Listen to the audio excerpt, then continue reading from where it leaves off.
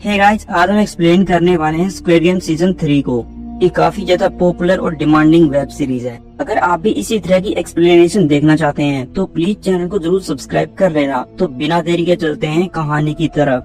कहानी की शुरुआत में हमें ये पता चल जाता है कि गिहुन के कहने पे बहुत सारे यहाँ पे प्लेयर्स बागी बन जाते हैं ताकि जो स्टाफ है उसके ऊपर हमला करके हम भाग जाएं। लेकिन स्टाफ वाले इन लोगों के ऊपर गोली चलाना शुरू कर देते हैं। गिहुन को तो किसी तरह छोड़ दिया जाता है लेकिन बाकी प्लेयर्स को मार दिया जाता है। यहाँ पे एक प्लेयर नंबर 246 भी था जिसका ग्योंग शोक नाम है। तब न्यूल वहाँ पे आती है, उस प्लेयर को केवल एक गोली मारती है और उसे बचा लेती है। हम आइलैंड से बहुत दूर बोट के ऊपर कुछ लोगों को देखते हैं। इनमें एक जुनहू नाम का आदमी भी है जो अपने भाई की तलाश में आया है। लेकिन देर रात को इनका जो ड्रोन मैन था, जो ड्रोन उड़ाना जानता था, वो पानी में गिर गया था और अब वो इन्हें नहीं मिल रहा। इसीलिए जहाज का कैप्टन कहने लग जाता है कि पानी का बहाव तेज होने लगा है, क्या पता तूफान भी आ जाए, इसीलिए हमें यहाँ आइलैंड से दूर चले जाना चाहिए। सभी लोग इस बात से सहमत हो जाते हैं और आइलैंड से दूर चले जाते हैं। गेम के अंदर भी केवल 60 लोग जिंदा बचे हैं। गिहुन अभी भी जिंदा है क्योंकि उसे जिंदा छोड़ दिया गया था। अब फैसला ये किया जाता है कि इस गेम को आगे बढ़ाया जाए या यहीं पे रोक दिया जाए। इसीलिए वोटिंग की जाती है और वोटिंग में निकल के फैसला ये आता है कि ये गेम जारी रहेगी। गिहुन को वोट नहीं डालने दिया जाता क्योंकि उसने बीच में स्टाफ से लड़ाई कर ली थी। जहाज का कैप्टन यहाँ से फ्रंटमैन को कॉल करता है। फ्रंटमैन जो इस पूरे गेम को चला रहा है उसे कहता है कि ये लोग आइलैंड तक पहुँचने वाले हैं। फ्रंटमैन कहता है कि अगर ये लोग आइलैंड तक पहुँच जाएं तो तुम इन्हें सभी को मार देना। नायोल भी यहाँ से एक आदमी के साथ मिलके एक जगह तक चली जाती है जहाँ पे मरे हुए इंसानों के बॉडी पार्ट्स ऑर्गन को निकाला जाता है और फिर उन्हें बेचा जाता है। वो देखना चाहती थी कि ये सब काम कैसे होता है। जब यहाँ पे प्लेयर नंबर 246 की बॉडी को लाया जाता है और वो लोग जैसे उसे काटने वाले थे तब न्यूल यहाँ सभी की तरफ गन तान देती है। तब यहाँ लड़ाई होती है और न्यूल ऑलमोस्ट सभी लोगों को मार देती है। केवल यहाँ पे एक डॉक्टर बचता है। वो डॉक्टर से कहती है कि 246 को बचा लो। तब डॉक्टर 246 का इलाज करना शुरू करता है। जीवन को भी बहुत सारे लोग भला बुरा बोलते हैं। वो कहने लग जाते हैं कि जरूर तुम स्टाफ के साथ में मिले हुए हो, उसी वजह से तुम सभी लोगों को अपने साथ करके ले गए थे। केवल तुम ही जिंदा लौटे, बाकी सारे मारे गए। वही जहाज के ऊपर हाजुन के पास में क्यों आता है। क्यों कहने लग जाता है कि पिछली रात मैंने कुछ अजीब देखा। जो हमारा जहाज का कैप्टन था वो रात को 3 बजे जाग रहा था और उसके हाथ में स्क्रू ड्राइवर था। मुझे तो कुछ जाल में काला लग रहा है। लेकिन हाजुन अपने दोस्त की बात पे यकीन नहीं करता। वो कहने लग जाता है कि क्या पता हमारी तरह आवाज सुन के जहाज का कैप्टन भी बाहर आया हो और उसने सेफ्टी के लिए वो स्क्रू ड्राइवर रखा हो। लेकिन सियोक कहने लग जाता है कि जरूर दाल में कुछ काला है और मैं इस चीज का पता लगा के रहूंगा। वहीं गेम का जो कैप्टन है जिसका फ्रंटमैन नाम है, उसे कहा जाता है कि सारे वीआईपीज लोग आ चुके हैं और वो सभी आपका ही इंतजार कर रहे हैं। फ्रंटमैन यहाँ से चला जाता है। अब जो प्लेयर है उन सभी के लिए गेम की शुरुआत हो जाती है। उन्हें एक कमरे में लाया जाता है। कुल मिला के यहाँ पे 60 लोग बचे हुए हैं। यहाँ पे 2 तरह की बॉल थी जिनमें ब्लू और रेड है। सभी प्लेयर को एक एक बॉल छाटने के लिए कहा जाता है तो सभी प्लेयर अपनी अपनी बॉल को सिलेक्ट कर लेते हैं। न्यूल भी प्लेयर नंबर 246 के पास में डॉक्टर उसका इलाज कर रहा है। डॉक्टर कहता है कि इसको खून की कमी हुई है तो न्यूल कहती है कि मेरा खून तुम निकाल सकते हो। तब यहाँ पे डॉक्टर न्यूल का खून निकाल के प्लेयर नंबर 246 में डाल देता है जिससे प्लेयर नंबर 246 की जान बच जाती है। तो न्यूल इस डॉक्टर को मार देती है। अब गेम के अंदर भी 2 तरह की टीम बन जाती है जिसमें एक रेड और एक ब्लू है क्योंकि इन लोगों ने रेड और ब्लू बॉल को लिया था।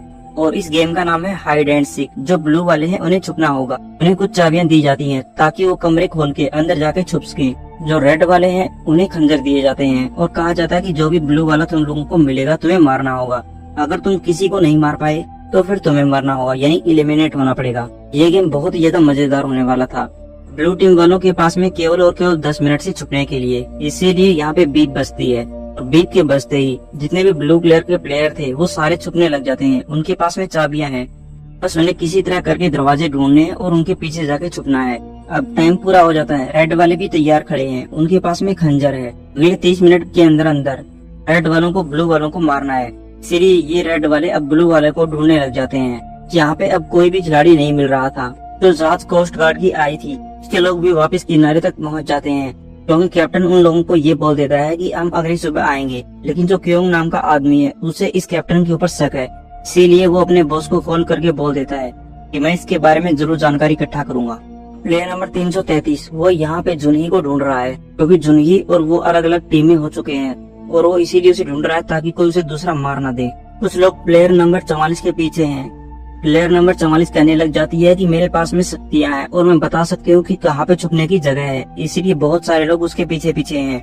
हमारा जीवन भी रेड कलर वाली टीम में है। वो उस इंसान को ढूंढ रहा है जिसने उसे धोखा दिया था, क्योंकि उस इंसान को उसने मैगजीन लाने के लिए भेजा था और वो मैगजीन लेके आया ही नहीं। उसी वजह से पिछले सीजन के लास्ट एपिसोड के अंदर बहुत सारे लोग मारे गए थे, इसीलिए जीवन उसी इंसान को ढूंढ रहा है। अब ब्लू कलर वालों को रेड कलर वाले कहीं पे भी मिल जाते हैं। अब ब्लू कलर वाले चाकू की मदद से उन्हें मार देते हैं। इन्हीं प्लेयर के अंदर एक जुनही नाम की लड़की है, वो प्रेग्नेंट है और जियो और एक बूढ़ी औरत जुनही को प्रोटेक्ट करने की पूरी कोशिश कर रहे थे। तब जुनही यहाँ पे एक बेबी को डिलीवर करती है और वो जो बूढ़ी महिला है वो उसकी मदद करती है। यहाँ पे वो एक छोटी बच्ची को जन्म देती है। तभी यहाँ पे म्योंगी पहुँच जाता है। म्योंगी पहुँचते ही ह्यूंजो के पेट में चाकू मार देता है, जिससे ह्यूंजो मारी जाती है। म्योंगी देख लेता है कि यहाँ पे जुनही भी है और उसने एक बेबी को जन्म दिया है, लेकिन वो बाकी लोगों को कुछ नहीं कहता और यहाँ से भाग जाता है। जीवन को भी प्लेयर नंबर 388 मिल जाता है और वो उसे बहुत ज्यादा पीटता है और कहने लग जाता है कि तुम मैगजीन टाइम पे लेके नहीं आए। प्लेयर नंबर 388 बहुत ज्यादा डरा हुआ है तो उससे माफी मांगता है। वो कहता है कि मैंने मेरा आपा खो दिया था, मुझे नहीं पता था कि मुझे क्या करना है, उसी वजह से ये सब हुआ, प्लीज मुझे छोड़ दो। बूढ़ी औरत और जुनही एक सेफ दरवाजे तक पहुंच जाते हैं, लेकिन तभी यहाँ बूढ़ी औरत का बेटा यहाँ पे आ जाता है। वो किसी तरह करके एक को तो मारना चाहता है ताकि वो गेम में बना रह सके। इसीलिए वो अपनी माँ को कहने लग जाता है कि मुझे इस औरत को मारने दो, यानी जुनही को मारने दो, ताकि मैं इस गेम में जीत सकूं, नहीं तो मैं एलिमिनेट हो जाऊंगा। उसकी माँ कहने लग जाती है कि फिर तो तुम मुझे ही मार दो, इसे और इसकी बेटी को सुरक्षित रहने दो, क्योंकि मेरी तो उम्र हो चुकी है। लेकिन ये लड़का ऐसा नहीं करता, वो अपनी मॉम को नहीं मार सकता, इसीलिए वो जुनही की तरफ आगे बढ़ता है। उसकी माँ बीच में आती है। तब उसकी माँ और बेटे के बीच में लड़ाई होती है। तब उसकी माँ जुनही का बचाव करते हुए अपने ही बेटे को चाकू मार देती है। उसका बेटा वहीं पे गिर जाता है। जीवन भी यहाँ पे प्लेयर 388 को मार देता है। तब तक टाइम भी पूरा हो जाता है और इस तरह से बहुत सारे प्लेयर एलिमिनेटेड हो जाते हैं। अब बच्चे भी सारे प्लेयर एक कमरे में आ जाते हैं। यहाँ पे एक लड़के के पास में क्रॉस का निशान था। वो कहने लग जाता है कि मुझे मेरा क्रॉस का निशान नहीं मिल रहा, क्योंकि उसके अंदर नशे की पिल्स थी जिन्हें वो बार बार लिया करता था। लेकिन हमें पता चलता है कि उसका क्रॉस का निशान किसी और ने चुरा लिया। म्योंगी यहाँ पे जुनही को देख लेता है। उसे पता चल जाता है कि जुनही जिंदा है और उसके पास में बेबी है, वो सुरक्षित है। हम न्यूल को देखते हैं, उसने भी बाकी स्टाफ वाले कपड़े पहन लिए हैं और वो प्लेयर नंबर 246 को बचा के यहाँ से ले जाने लग जाती है। वो कहता है कि तुम मेरी मदद क्यों करना चाहती हो, लेकिन न्यूल के पास में इस बात का जवाब नहीं है। वो तो बस इसकी जान बचाना चाहती है। अब गेम के अंदर केवल 25 लोग बचे हैं। दूसरी तरफ हम VIPs को देखते हैं जो एक जगह टेबल पे आते हैं, वहाँ पे खाना खाते हैं। इन्हीं लोगों में फ्रंटमैन भी है जो इस पूरे गेम को चला रहा है। और जो ये VIP हैं ये ऐसे बोल रहे हैं कि हमें इस गेम में मजा नहीं आ रहा। तो फ्रंटमैन कहता है कि चिंता मत करो, बहुत जल्दी मजा आने वाला है। हम जुनों को देखते हैं जो बोट पे बैठा हुआ है, वो भी इसी आइलैंड की तरफ आ रहा है। उसके पास में सियोक का कॉल आता है। सियोक इनके साथ में नहीं आया। सियोक कहने लग जाता है कि मैंने उस कैप्टन के बारे में सारी डिटेल निकलवाई है, लेकिन इस कैप्टन को यहाँ के लोकल लोग तक नहीं जानते, इसीलिए मैं तो यही कहूँगा तुम इसे बच के रहना, जरूर ये आदमी हमसे कुछ छुपा रहा है। तो जुनों कहता है कि चिंता मत करो, मैं इस बात का ध्यान रखूंगा। अब अगली सुबह नेक्स्ट गेम के लिए वोटिंग होनी थी कि नेक्स्ट गेम खेला जाएगा या नहीं खेला जाएगा। तो इसमें से बहुत सारे लोग तो ऐसे होते हैं जो इस गेम को कंटिन्यू करना चाहते हैं, क्योंकि उन्हें बहुत ज्यादा पैसा चाहिए। लेकिन कुछ लोग मामूली से भी ऐसे भी थे जो इस गेम को नहीं चाहते। वो नहीं चाहते कि और भी ज्यादा कत्लेआम हो। इनमें से एक बूढ़ी औरत है, वो भी सभी को कहती है कि प्लीज इस गेम को रोक दो, लेकिन उस बूढ़ी औरत की बातों पे कोई भी ध्यान नहीं देता। सबको बस पैसे की पड़ी होती है। अब जो प्लेयर नंबर 246 था, जिसकी जान न्यूल ने बचाई है, उसने भी स्टाफ के कपड़े पहने हुए हैं। तो उन्हीं में से एक स्टाफ के रूम में घुस जाता है और वहाँ पे आराम करता है। जो न्यूल है वो चुपके से यहाँ से फ्रंटमैन के कमरे में चली जाती है और उसकी तरफ गन पॉइंट कर देती है। फ्रंटमैन कहने लग जाता है कि ऑपरेटिंग रूम के अंदर शायद तुमने ही हमारे लोगों को मारा है। तो न्यूल हाँ का जवाब देती है। वो कहती है कि हम यहाँ से भागना चाहते हैं, नहीं तो मैं तुम्हें मार दूंगी। तो फ्रंटमैन कहने लग जाता है कि यहाँ से भागना पॉसिबल नहीं है। वो कहने लग जाती है कि तुम मेरी और जो रूम नंबर 16 के अंदर इंसान है उसकी ड्यूटी बाहर लगाओगे ताकि हम वहाँ से भाग सकें। फ्रंटमैन कहता है कि मैं ये काम कर दूंगा, लेकिन चाहके भी तुम यहाँ से नहीं भाग पाओगी। बाहर जहाज को देखते हैं, वो भी एक किनारे तक पहुँच जाता है, एक टापू तक पहुँचता है। जो जिन्हो नाम का आदमी है वो तैर कर यहाँ इस किनारे पे पहुँच जाता है और इस टापू का जायजा लेने लग जाता है। उसे पता चल जाता है कि ये वही टापू है जहाँ पे मेरे भाई ने मुझे देखा था और मेरे भाई ने मुझे गोली मारी थी। इसीलिए वो ये बात बाकी लोगों को आके बता देता है कि ये वही टापू है और हमें इस टापू के ऊपर छानबीन करनी चाहिए या इसके आसपास के टापुओं पर छानबीन करनी चाहिए।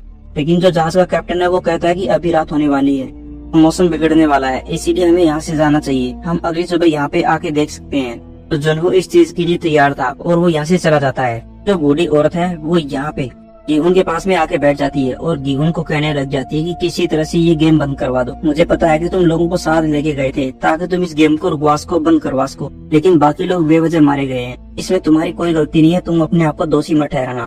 हम सियोक को देखते हैं, वो यहाँ से उसी आदमी के घर में चला जाता है जो आदमी उस जहाज का कैप्टन है, ताकि वो उसके बारे में पता कर सके। इस आदमी के घर पे एक कुत्ता बंधा हुआ था, लेकिन सियोक किसी तरह बचता हुआ इस आदमी के घर तक पहुँच जाता है, अंदर चला जाता है। अंदर उसे कुछ भी नहीं मिलता तो हर जगह छान मारता है, लेकिन जैसे ही वो बाहर आता है उसे वहाँ पे कुछ दबा हुआ नजर आता है जो कि जमीन में दबा हुआ था। वो इसे खोल के देखता है तो वहाँ पे बहुत सारे पैसे थे और एक काले रंग का मास्क भी था जो कि गेम के अंदर स्टाफ के लोग यूज करते हैं। लेकिन तब तक वहाँ पे पुलिस आ जाती है जो सियोक को पकड़ लेती है।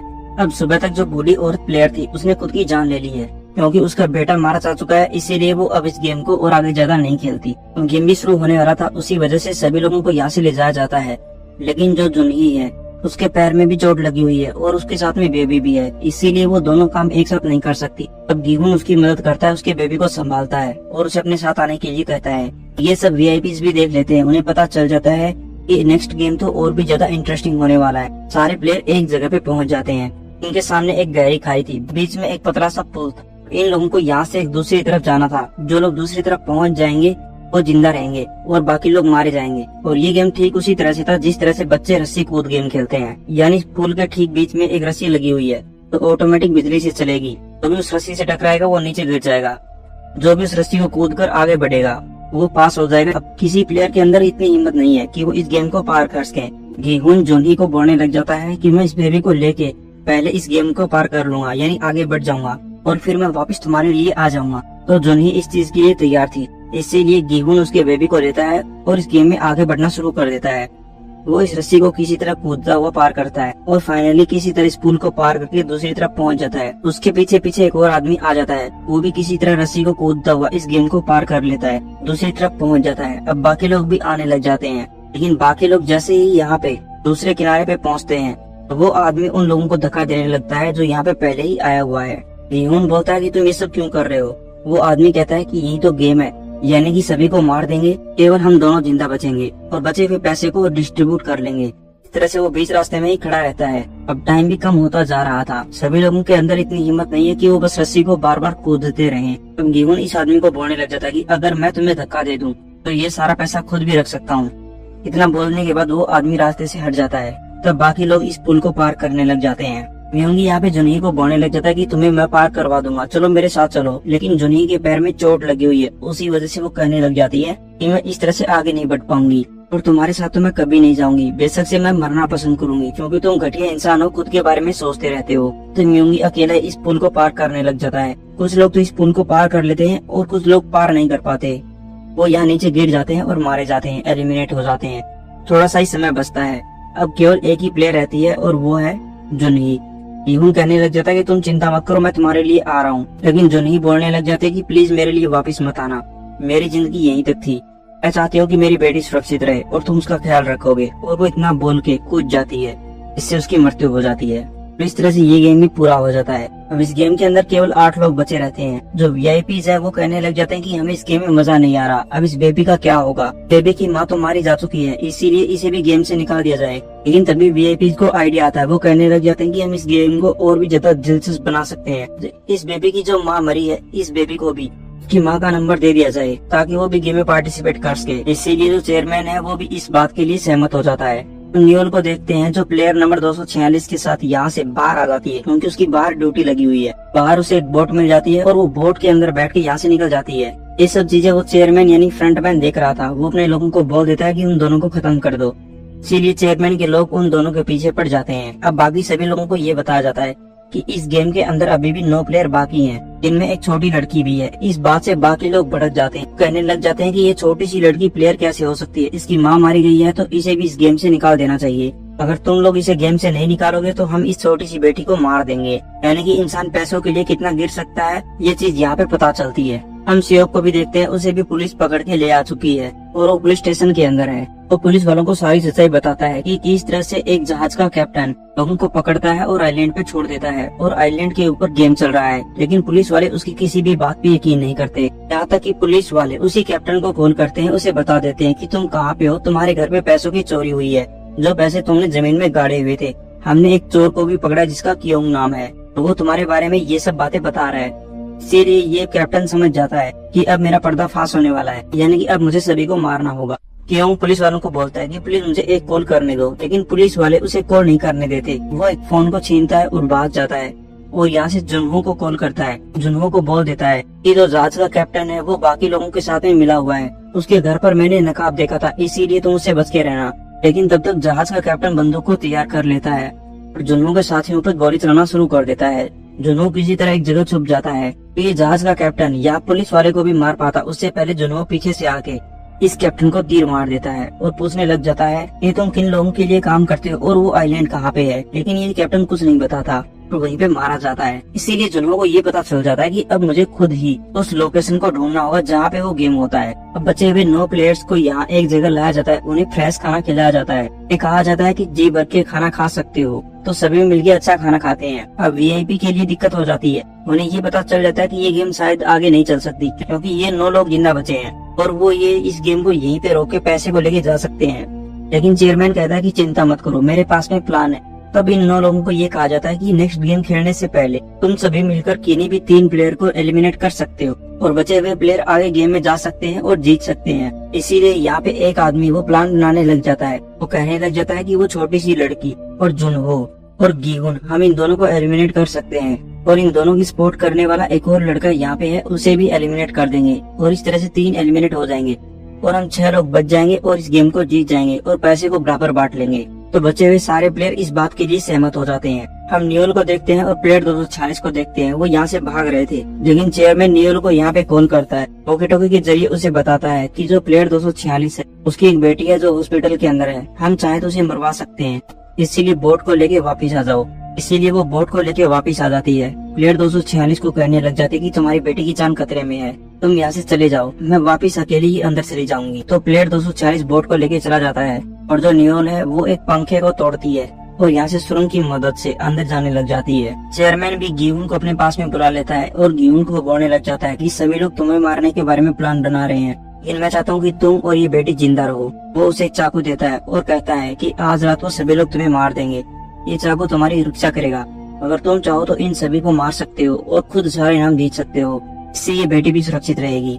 लेकिन गीहुन को ये आइडिया पसंद नहीं आता और वो यहाँ पे जब चेयरमैन का चेहरा देखता है तो उसे पता चल जाता है कि ये तो इन्हो है, लेकिन वो उसे कुछ नहीं कहता और चाकू लेके गीहुन यहाँ से चला जाता है।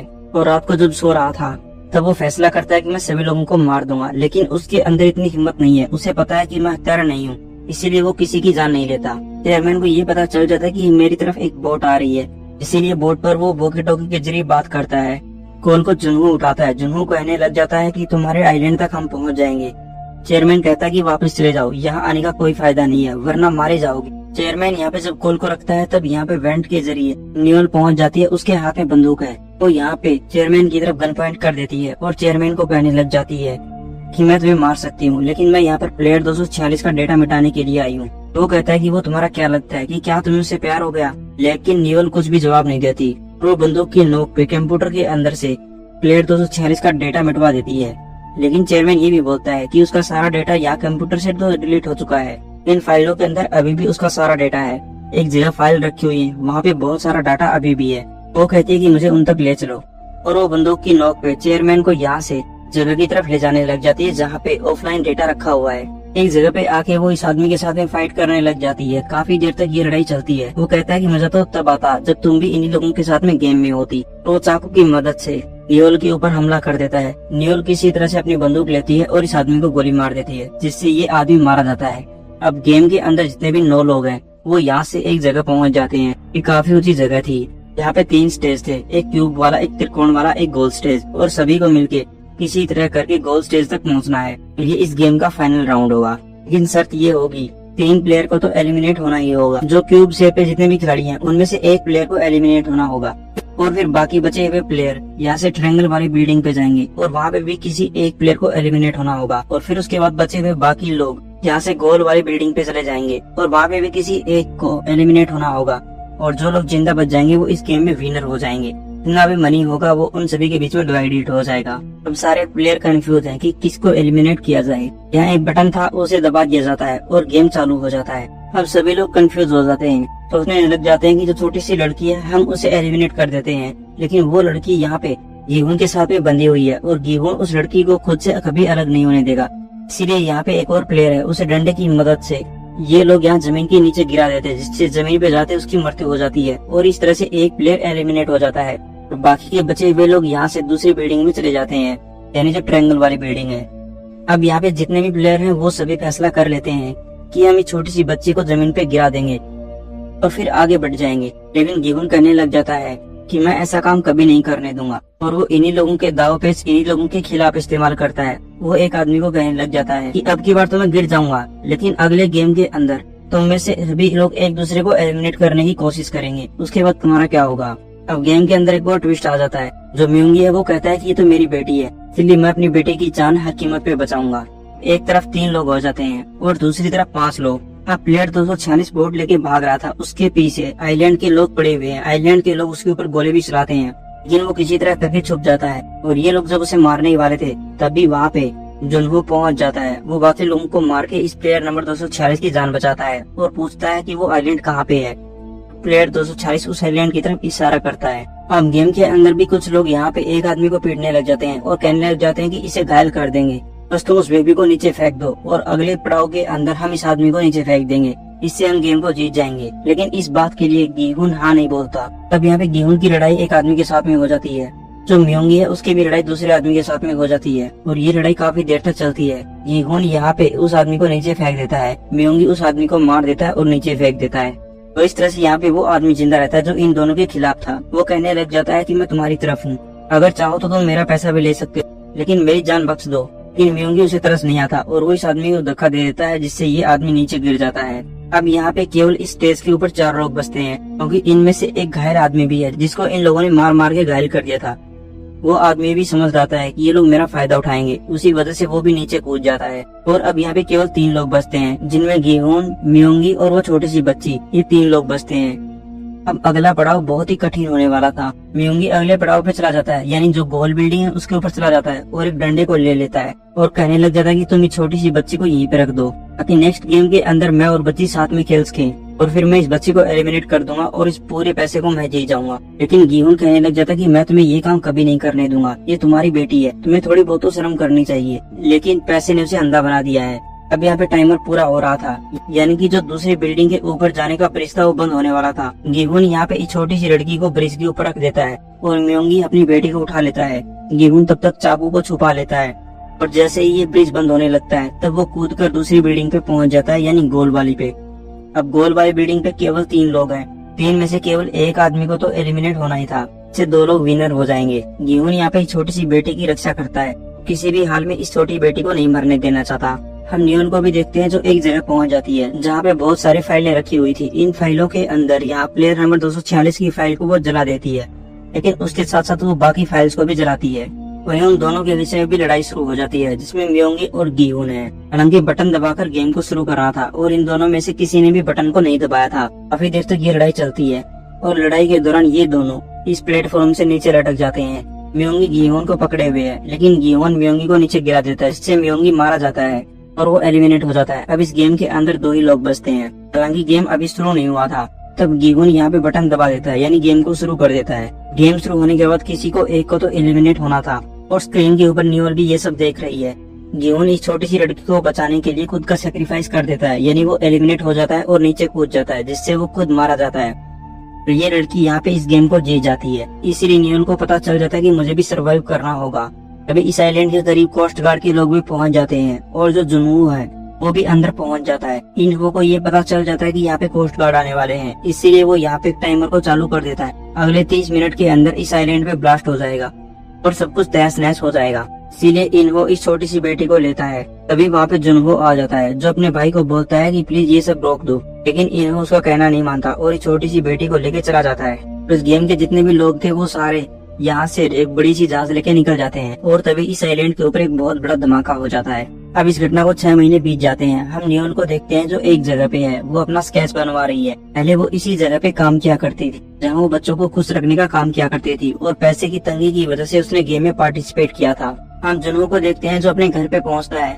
घर पे उसे एक छोटी सी बेटी मिलती है और उसे एक एटीएम कार्ड मिलता है। इस कार्ड के अंदर जब वो पैसे चेक करता है 45 बिलियन वॉन थे, यानी कि ये लड़की विजेता बनी थी। उसी वजह से ये सारा पैसा इस लड़की को मिला है और इस लड़की को यहाँ पे रखने के पीछे जरूर इन्हो का हाथ है, जो कि जुनहो का भाई है। इन्हो यहाँ से एक जगह चला जाता है, वो यहाँ से गीहुन के घर पे चला जाता है।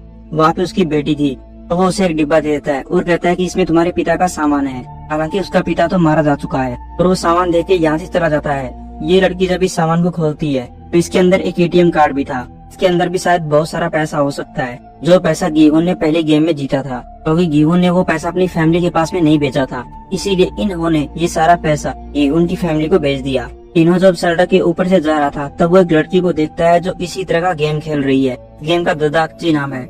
यहाँ पे एक अमेरिकन लड़की एक आदमी को गेम में थप्पड़ मार रही है और ये लड़की दूसरी कोई नहीं बल्कि केट ब्लांचेट है। इससे ये पता चलता है कि शायद ये गेम अगली बार अमेरिका में स्पिन ऑफ हो सकता है। और इस तरह से ये सीरीज एक बहुत बड़े सस्पेंस के साथ में यहीं पे पूरी हो जाती है। आशा करते हैं दोस्तों आपको मेरी मेहनत पसंद आई होगी। अगर एक्सप्लेनेशन भी पसंद आई है तो प्लीज चैनल को सब्सक्राइब करके जाना, ताकि मेरा हौसला बढ़ जाए। मैं आपके लिए इसी तरह की सीरीज को एक्सप्लेन करता रहूंगा। तब तक आप खुश रहना और अपना ख्याल रखना। Thank you for watching.